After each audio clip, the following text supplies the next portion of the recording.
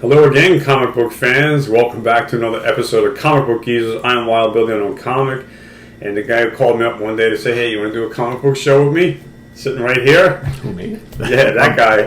I'm Pete. How's everybody doing? Welcome to Comic Book Geezers once again.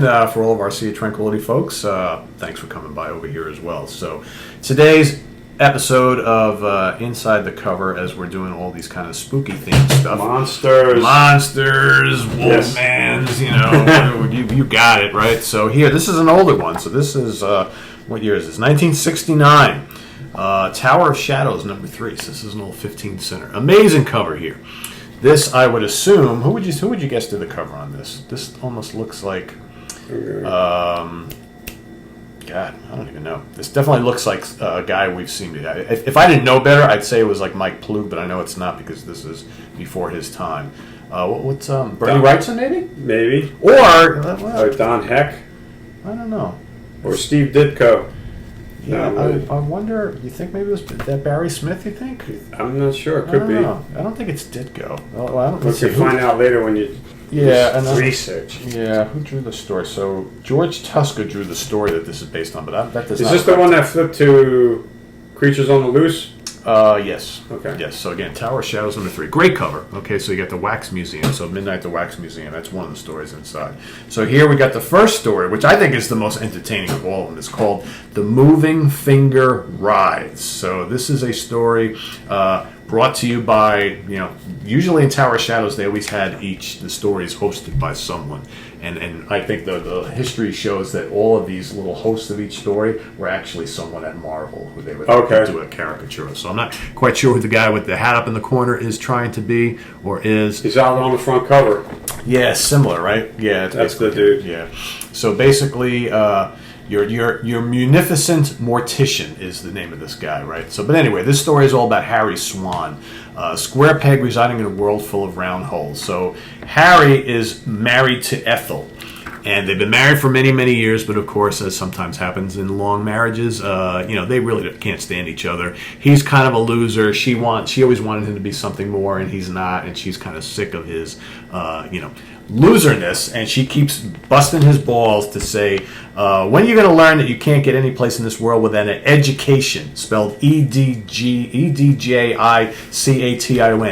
education. And then he goes, Lord Ethel, that mouth of yours could move a mountain. Shut it, will ya? I can't take any more of this. I got to get out of here. This is drawn by Gene Colan, by the way. So he's basically, so these two can't stand each other. So she's always like, go out and do something with yourself, whatever. So he goes outside. He's like, I'm going to go out. I can't stand listening to you anymore, woman. And they just, keep bickering back and forth. So he winds up going out, and I guess this is New York City. So he's just kind of walking around, and he winds up stumbling into an old bookstore. So he goes, well, what do you know? This might be just the time to start turning over a new leaf. If a book can't help broaden my education, nothing can. So he goes inside, he starts looking through the books, and what does he find? One book catches his eye, and it's called The Life and Times of Harry Swan. And he's like, wait a second, I'm Harry Swan. So he pulls, there's got to be someone else out there who has my same name as me who wrote a book. So somebody with the same name as me once wrote a book. Wonder if that Harry Swan was a loser like me. So he starts looking through the book, and he goes, oh, good Lord, this can't be. It's not just my name. This is my life. So he's got pictures in there from his wedding day. The whole book is about him. So he goes, he's like, how can this be? So he goes, this is perfect. It's my whole life wrapped up in a book. Maybe it'll show where I'm going to go in life after this, right? So he buys the book, and he doesn't want to tell his wife. So he goes, I'm home again, but I can't tell Ethel about this book. She'd think I was nuts. If only I had guts enough to tell her to get off. Or what, Harry Swan? Or what? So here he is. In the book reveals all these things that he did to succeed in life, right? So he starts little by little going and actually doing these things. So he goes to the horse races. He starts betting on horses. Everyone's a winner, right? So he is all of a sudden rolling in the bucks. Now all of a sudden him and Ethel are happy, or at least she's got money rolling in. Because he's got money rolling in, so he's buying her cars, he's buying her jewelry and all this kind of stuff. But deep down inside, he still hates Ethel, right? So what does he do? He buys her a new car, and he screws around with the brakes. So what happens? He tops off the brake fluid. Ethel's driving around with it. Brake failure. She goes, crashes her car, drives off a cliff. She's dead, right? So here they are at the funeral, and he's trying to act, all upset and all this kind of stuff. So now, by this time, He's like, yes. He's like, yes. So now he goes and buys a construction business. So he's got people building these skyscrapers and all this kind of stuff. So he goes one day, he goes on the job, and he's going to go up and take a look and see how everything's going with the job. So he goes up top, and he's hanging out with all the workers, and he's making sure everything is okay. An accident happens, and a bunch of girders come flying down. And guess what happens? They hit him and kill him. Goodbye, Harry, right? So Harry is gone. So one of the workers looks at him buried under the rubble, and they see his briefcase and all this kind of stuff. And hanging out of the briefcase is a book. And he goes, oh, the guy must have been carrying it with him when he died. He opens up the book, and what does the book say? The Life and Times of Charlie Jenkins. Whoever reads the book becomes their story. And this guy is Charlie Jenkins. Charlie's so the next victim. But wait, that's my name. I'm Charlie Jenkins. And so he then goes and takes home the book, and the cycle continues. So here we have our mortician at the end says, well, at least Charlie is enjoying the book. He hasn't been able to put it down yet. So that's the end of the first story. So nice. Yeah, again, another one of those kind of be careful what you wish for type of things, right? Yeah. You know. So next up, we've got the cover story, which written by Gary Frederick and drawn by George Tuska, Midnight in the Wax Museum. So this is, I'm going to kind of plow through these because I read these, and these kind of don't make a hell of a lot of sense. But this is basically the story about a young guy who's like a editor of his own high school newspaper.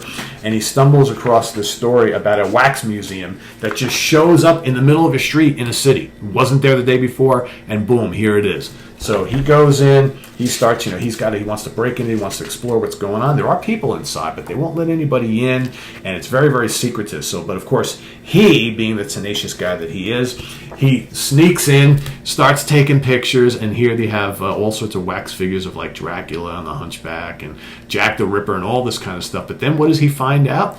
The people who actually are in this building are aliens. Yeah. So the aliens came from whatever planet they were. They created this wax museum building. Which is probably a spaceship. Right. So here they are, and their plan is to take over the world, right? But they're trying to do it very inconspicuous. They're disguising themselves as a wax museum. Very clever. Very clever, right? Yes. So here you have, they're divulging their plan. The cops get involved. All of a sudden, they decide they're going to show their, the jig is up. They're going to show their true forms, and yes, it is a spaceship, just like Bill said. There's a spaceship right now, disguised as a wax museum, and they figure they got too much heat on them, so what do? They take off in the spaceship, and that's basically the end of the story. They escaped. Great!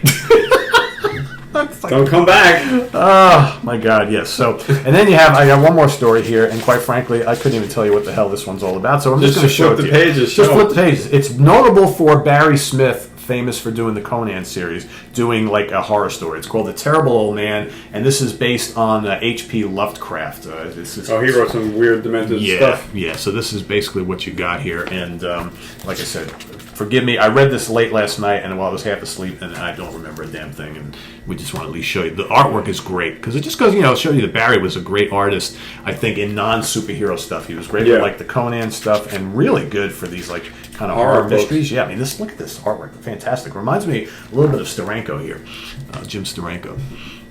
So definitely cool, really creepy vibe to this particular story. Again, what it's all about, couldn't really tell you. That's a good face. Awesome, yeah.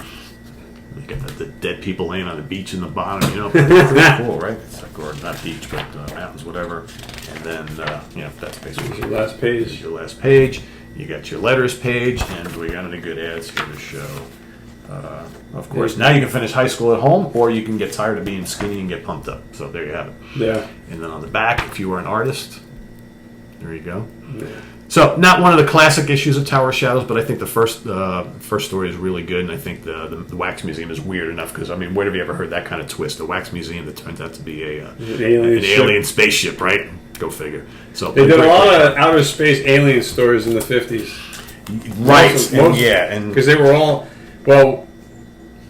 wasn't it Orson Welles doing H.G. Wells' story, War of the Worlds, radio story, the radio announcement? Everyone freaked out, thought it was a real, news broadcast. How stupid can you be?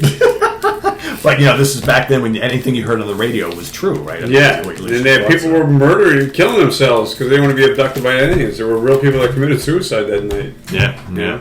So, crazy stuff. Crazy stuff. Well, anyway, I'm Wild Bill. As always, for Comic Book Geezers, saying thanks for being here. We thank you for your comments and your support. Click on the like button and the notification bell and share this video with your friends if you want to help spread the word about Comic Book Geezers. We thank you so much for watching. And for myself, Wild Bill, saying we'll see you next time. And I'm Pete. Stay tuned for more of these throughout the month of October. We love revisiting horror and monster comics. So, we'll be... That's right. So, see you next time with more. Halloween spirit. That's right. So, take care. We'll see you real soon. Bye.